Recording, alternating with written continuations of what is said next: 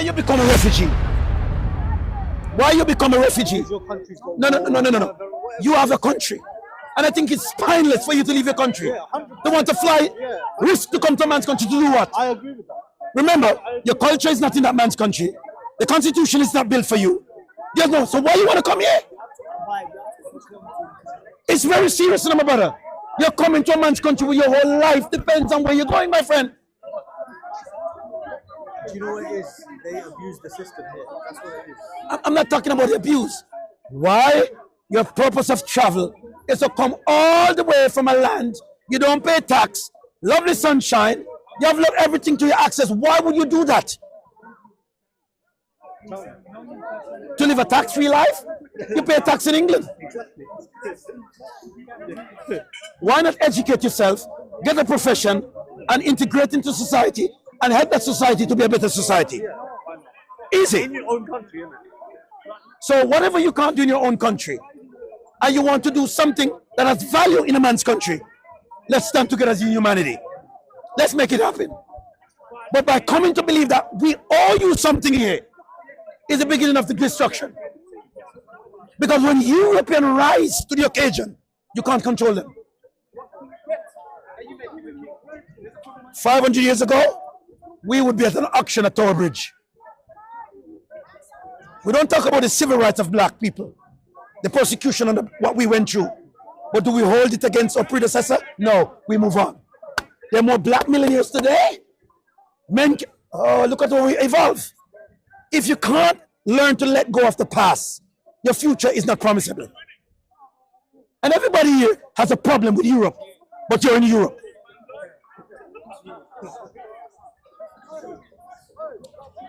Everybody wants to free Palestine in Europe.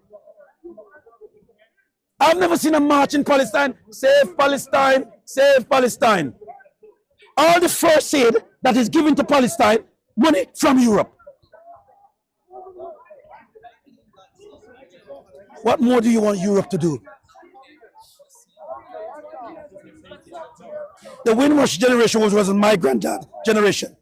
They migrate to Europe to take up work position into the labor force to not only to help the British economy, but to make life of themselves.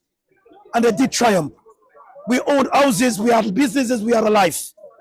This generation that is around today is spineless. They want it now. Nobody wants to work for anything. They're entitled. Entitled to what? You dare put a Palestinian flag in Westminster. Try do it in Saudi. I dare you fly a Yemen flag in Qatar. But you can't do it there. But that's your Muslim brother country. That's the country of your religion, religious followers. Why you can't do it there? Why you respect the law in that country, but you don't want to respect the one here?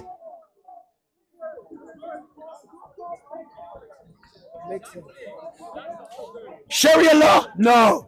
I don't want it in Pakistan or Asia or anywhere. But you want the law you run away from here. Are you ready to stone your mom to death? Are you ready to chop his hand off here? So what do you want then? What more can England do for anybody? What more? I'm even worried from a refugee brothers who sailing on boats to Europe. What is going to happen to them? Because the Britain I hope for them to come to, that they can be something off in that country, is gone. The days of glory in England, where everything seems normal, is abnormal now. Everybody wants rights. Everybody wants it. So what's going to happen? Remember, you migrate to England, you have no leave to remain here, no access to public funds, don't have a proper home to live in, your family is not here, you don't have means to work, and you're 35 years of age.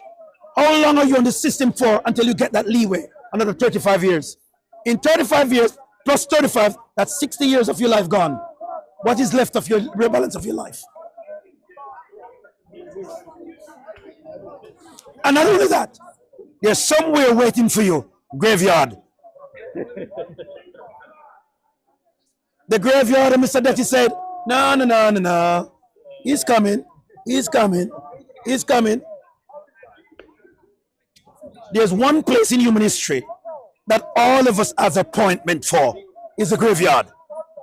It's the only hotel when you check in, you don't check out.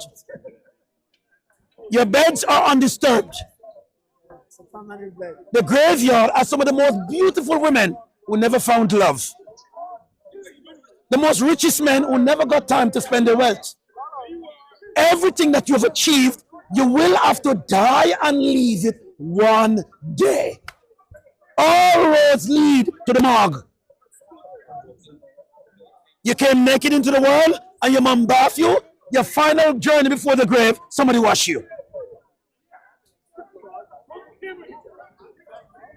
So what we do we spend time to fight an endless battle that there's no solution, or let's join hands together to make England and Great Britain great again? I say, let's rise to the occasion. Let's have the coffee with sugar. Let's put some milk in the tea. Mr. Prime Minister, Mr. Permanent Secretary, we welcome you into Parliament. We hope that you will serve us well and give all of us what we shall and we do need. I'm saying, let's migrate to lift up the joy to see you migrate in a man's country. And you better yourself to see where you're coming from to where you are.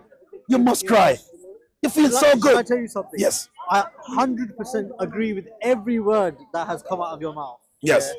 But that time that you're talking about is long gone. Can I share something with you? I still have hope. You've got hope. I still have hope. I have a dream that one day, while you park, listen to me, I have a dream that one day, listen to me, one day, when you get that £2 million house and the missus walking in that Gucci, I'll be your neighbor. And I'll say to you, boy, you remember this? Look at the joy we share. This is the hope we have. And wherever you are in your community, and there are guys here who are coming wherever, cheer them up, cheer them on. Britain is one of the greatest countries on planet Earth. Let's make Britain great again. As the Americans say, let's America great again. America, if you can't be anybody in England or America, you're doomed. Your journey across the Atlantic is not in vain, because you travel with your country and you, as a patriot, on your back. So let's get it back again. I believe there are good stories out there. I've read a story where a migrant Indian, he came to Britain as a lorry driver. He's one of the biggest cardiologist doctor in the medical field in the NHS. What a story. Can you imagine earning over 70 grand a year? The wife can fly out to Dubai whenever she's ready. He can wear some Gucci when he's ready. You know what I mean? Dutch cup of steak when he's ready. See, he's getting hungry now, is he? That's his life, my brother. We can't start a life in Britain by burning flags, raising flags, and create anarchy in people's country. You know what I mean? Wanting the death and killing of people, we can't do that. Can't.